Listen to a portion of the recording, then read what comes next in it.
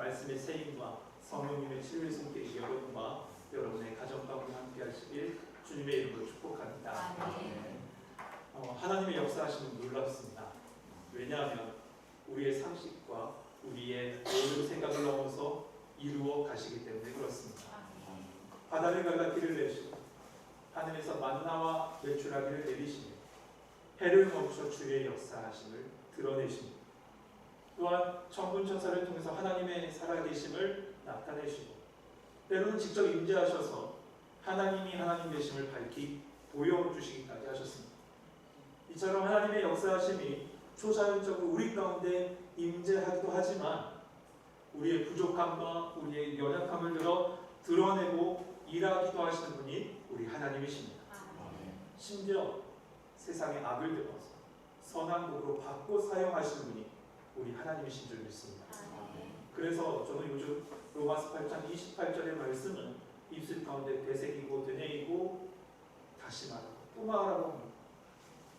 우리가 알거니와 하나님을 사랑하는 자 곧 그 뜻대로 부르심을 입은 자들에게 모든 것이 합력하여 선을 이루느니라. 그렇습니다. 하나님은 우리의 생각을 넘어 역사하십니다. 하나님을 사랑하는 자 곧 그 뜻대로 부르심을 입은 우리를 가장 선한 곳으로 인도하십니다. 오늘 말씀 속에서도 그 모습이 보여집니다. 우리는 지난 시간에 2년간 준비해 둔 이 압살롬의 복수의 장면을 현장에서 목격했습니다.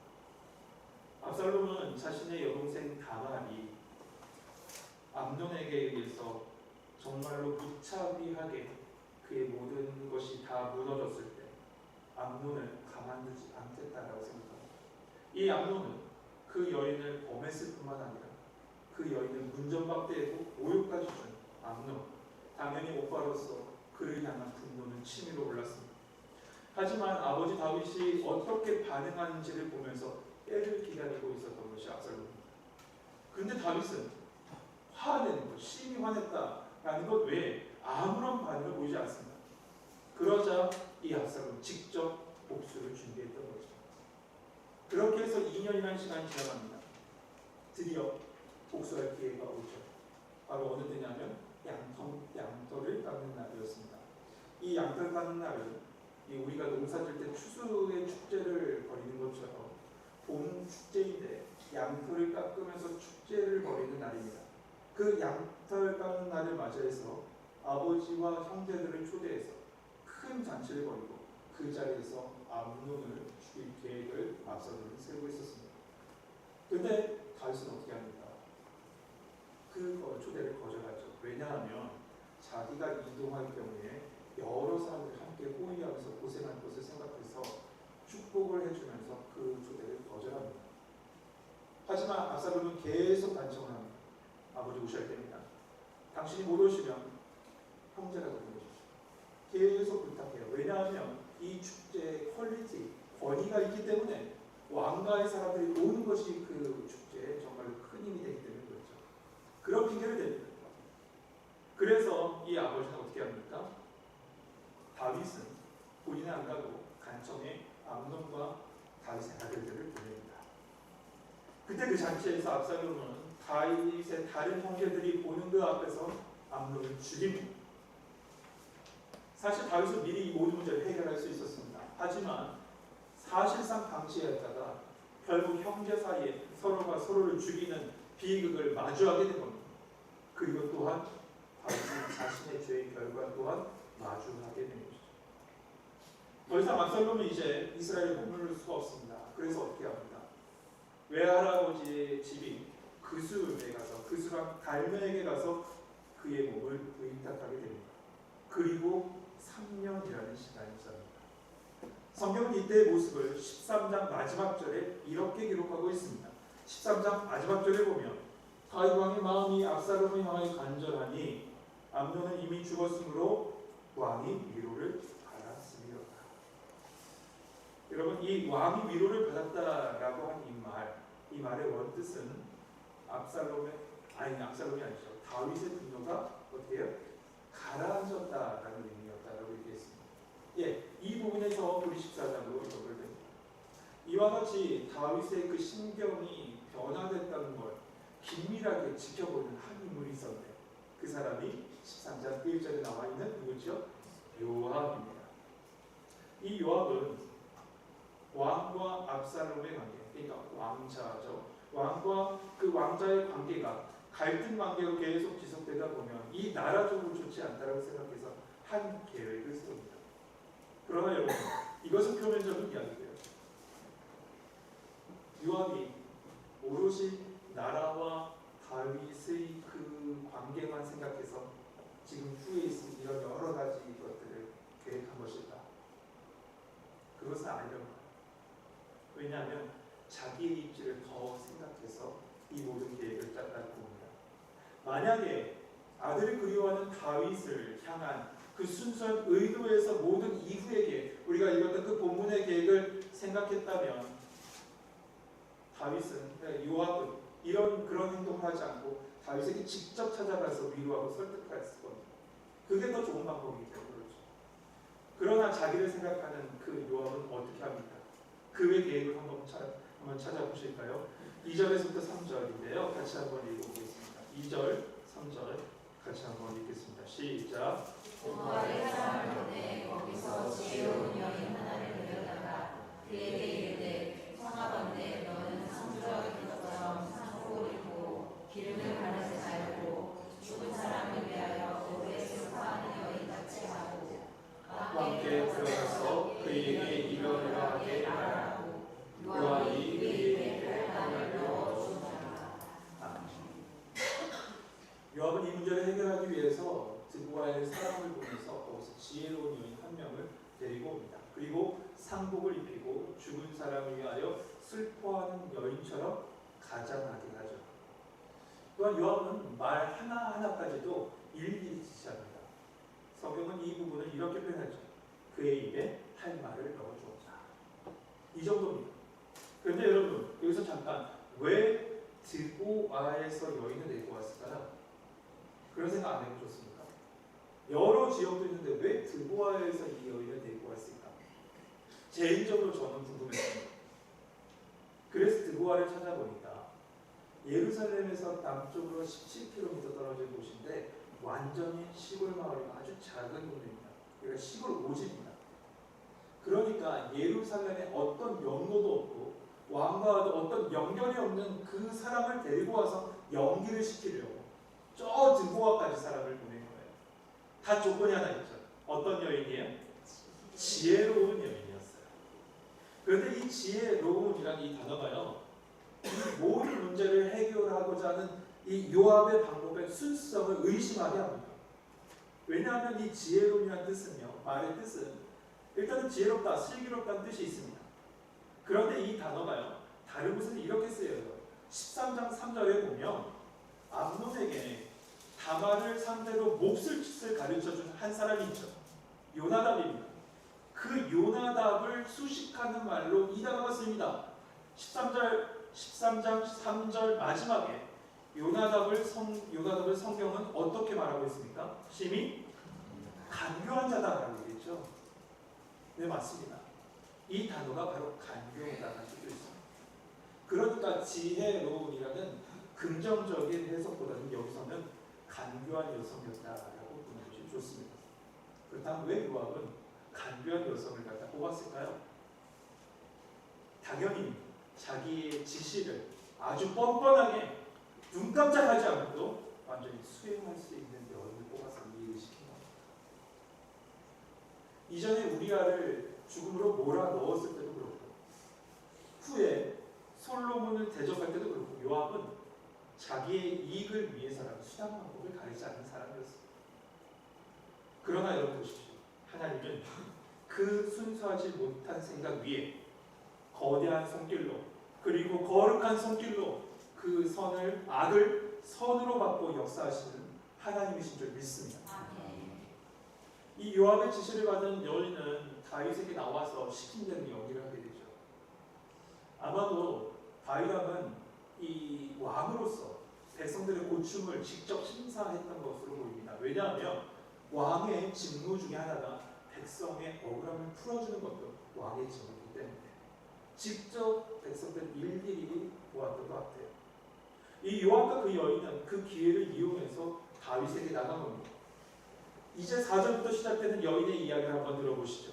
4절부터 7절까지는요. 저와 여러분이 한 절씩 한번 교독해 보겠습니다. 4절 제가 먼저 읽겠습니다. 드고와 여인이 왕께 아랠 때에 얼굴을 땅에 대고 엎드려 이르되 왕이여 보소서 하니 왕이 그에게 이르되 무슨 일이냐 하니라. 대답하되 나는 진정으로 가문이이다. 남편은 죽고 이 여종에게 아들 둘이 있더니 그들이 들에서 싸우나 그들을 말리는 사람이 아무도 없으므로 한 아이가 다른 아이를 쳐 죽인지라.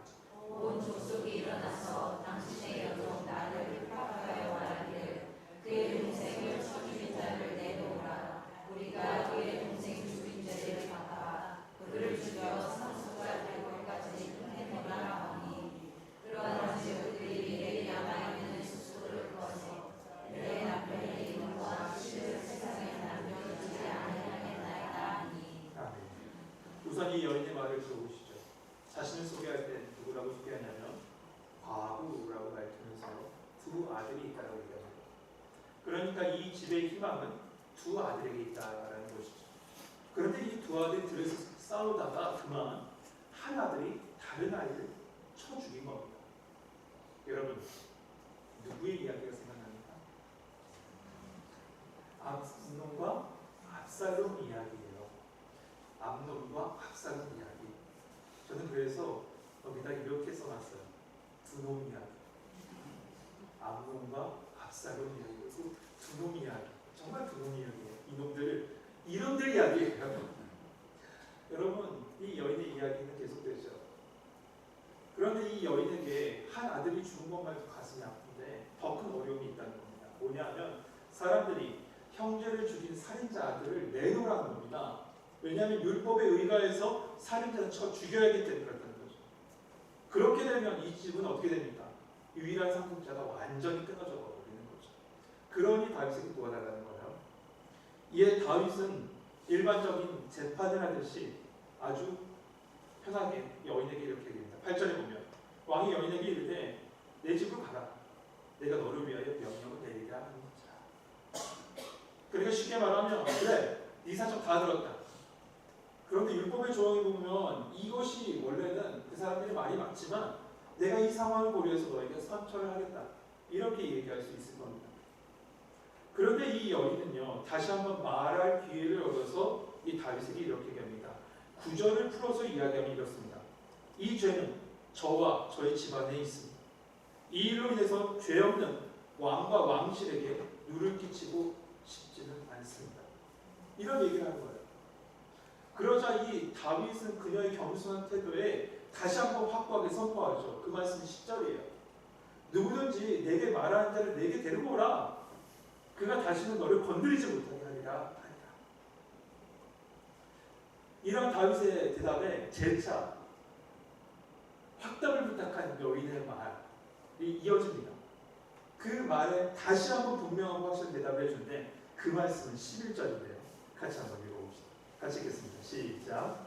여인이 이르되 청하건대 왕은 왕의 하나님 여호와를 기억하사 원수 없는 자가 더 죽이지 못하게 하옵소서.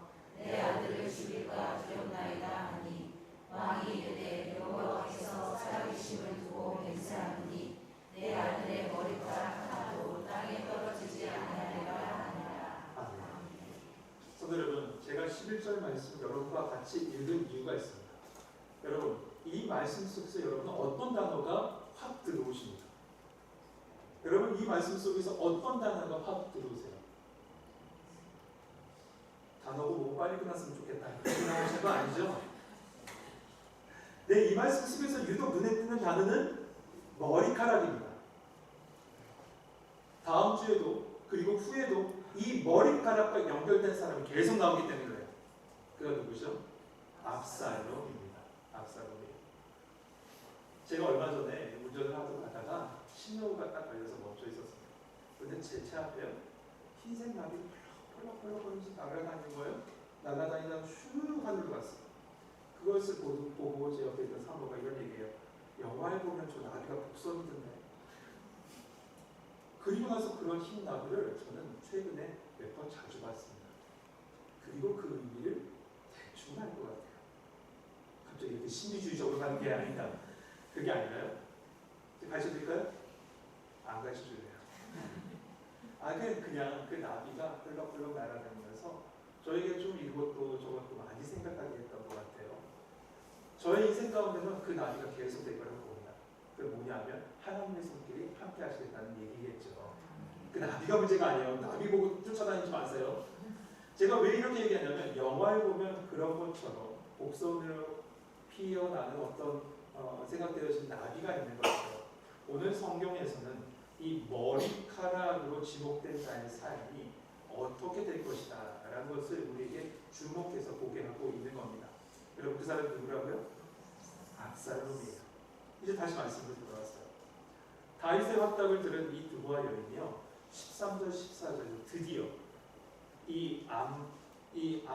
요압이 가르쳐준 본심을 이야기하기 시작합니다. 13절 한번 보세요. 여인이 이르되 그러면 어찌하여 왕께서 하나님의 백성에 대하여 이같이 생각하셨나이까. 이 말씀을 하심으로 왕께서 죄 있는 사람같이 되심은 그 내쫓긴 자를 왕께서 집으로 돌아오게 하지 아니하심이니라. 여러분 이 말씀을 쉽게 말하면 이렇습니다. 왕께서 백성을 이처럼 생각하시는데 왜 왕은 스스로 비난하고 정죄받을 행동을 하고 계십니까? 왜 왕은 내쫓긴 아들을 집으로 돌아오게 하지 않으십니까? 라고 하고 있는 거예요. 그러면서 14절에 더 깊이 이어서 이렇게 얘기하죠. 같이 한번 읽어볼까요? 같이 읽겠습니다. 시작. 우리는 필경 죽으리니 땅에 쏟아진 물을 다시 받지 못할 것이오나 하나님은 생명을 빼앗지 아니하시고 방주를 부사 내쫓긴 자가 하나님께 버린 자가 되지 아니하게 하시나이다. 아멘. 여러분 이 말은 이겁니다. 사람은 다 죽습니다. 우리 땅에 쏟아지면 다시 담을 수 없는 것처럼 죽은 아들을 어떻게 합니까? 그런데 보십시오. 하나님은 생명을 빼앗지 않으시고 방책을 베푸셔서 비록 내쫓긴 자라도 어떻게 해서든지 회복시키시는 분이 우리 하나님이십니다. 라고 합니다. 그럼 이 말은 뭡니까? 죽은 암논 어떻게 할 수 없으니 이제는 압살롬을 다시 품으십시오 라고 하고 있는 거죠.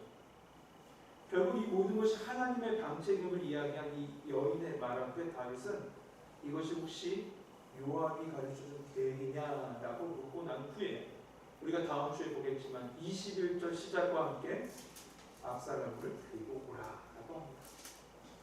성도 여러분 이 말씀 쭉 길게 읽었습니다. 이 말씀의 내용만을 보게 되면요 죄로 인해서 무너진 한 가정을 회복시키시는 말씀을 보여주고 있는 것처럼 보여지죠. 그 사이에 게스트들과 여러 가지 사건의 터닝 포인트를 제공하는 드보아 여인이 등장하고 그 여인을 통해서 모든 스토리가 이어져 가는 모습으로 보여집니다. 그런데 여러분 이 말씀 속에서 우리는요 특별히 보아야 할 것이 있는데 이것은 뭐냐면 생명을 살리기 위한 하나님의 계획하심을 우리는 봐야 돼요. 생명을 살리기 위한 하나님의 계획하심. 여러분 복음은 뭐죠? 복음은 내쫓긴 자로 영원히 버려진 자로 만든 것이 아니라 다시 집으로 돌아오게 하는 하나님의 방책이 복음이에요. 마치 아담이 에덴 동산에서 범죄했을 때 벌거벗은 몸으로 그 수치를 드러냈지만 부끄러워했지만 그때 하나님은 어떻게 하십니까? 가질 곳을 지어 입혀 그의 수치를 가리신 것처럼 복음은 영원히 내쫓긴 자처럼 되어 있는 그 영혼을 다시 회복시키시는 것이 바로 복음의 역할이고 복음의 역사인 줄 믿습니다. 하나님의 마음은 그렇습니다. 하나님의 마음은 죄로 쫓겨져 가는 그 인간들이 하나님 앞으로 돌아오길 바랐어요. 그래서 하나님께서 특별한 방책을 준비하셨는데 그것이 바로 다윗의 자손으로 오신 예수 그리스도시고 그가 모든 죄를 감당하심으로 생명의 길을 열어 우리로 그 돌아오기를 열어주신 줄 믿습니다. 오늘 말씀은 그저 한 가정의 회복을 위한 여러 사람들의 계획과 노력에 대한 이야기가 아니라 하나님의 계획하심과 예수 그리스도의 중재를 우리 가운데 보여주고 계신 겁니다. 다만 우리가 주의할 것이 있다면 무엇이냐? 이 말씀을 1대1로 모습을 비교하는 그런 모형론으로 이해해서는 안 돼요. 이 사람은 누구고 이 사람은 누구다라고 1대1로 비교해서는 안 돼요. 왜냐? 불완전한 인간은 완전한 하나님을 알 수도 표현할 수도 없기 때문에 그렇죠. 다만 이 말씀 속에 하나님은 어떤 분이신지 우리에게 보여줘요. 하나님은 어떤 분이실까요? 베드로전서 3장 18절에 이렇게 말씀합니다. 그리스도께서 단번에 죄를 위하여 죽으사 의인으로서 불의한 자를 대신하셨으니 이는 우리를 하나님 앞으로 인도하려 하십니다. 성도 여러분, 결국 오늘 말씀에 초점을요 다윗의 잘못에 두거나 혹은 요압의 계획을 두는 것이 아니라 하나님의 마음에 두시길 바라요. 다윗의 마음을 통해서 하나님 아버지의 간절한 마음과 또 하나님의 계획하심과 사랑, 비록 악한 자를 들어서라도 합력하여 선을 이루시며 한 생명을 구원하시고자 하는 하나님의 계획하심과 그 사랑을 오늘 말씀을 통해서 볼 수 있게 되기를 소망합니다. 이처럼 사랑하신 하나님은 여러분을 불러서 그 사랑의 자리로 이끌어 주셨습니다. 그러므로 이 시간에 여러분 들려진 하나님의 말씀과 세상 속에 들려지는 삶의 언어와 심지어 작은 어린 아이들이 말하는 순수한 말로도 우리를 향하여 이끌고 계신 하나님의 그 음성과 사랑의 손길을 느낄 수 있는 우리 성도 되시길 소망합니다. 여러분을 향한 계획하심, 저를 향한 계획하심 항상 생명으로 살아나게 하시는 것입니다. 믿으시 이 시간에 그 계획 속에 여러분 마음을 내려놓고 기도할 수 있는 이 시간 되길 주님의 이름으로 축복합니다. 우리 찬송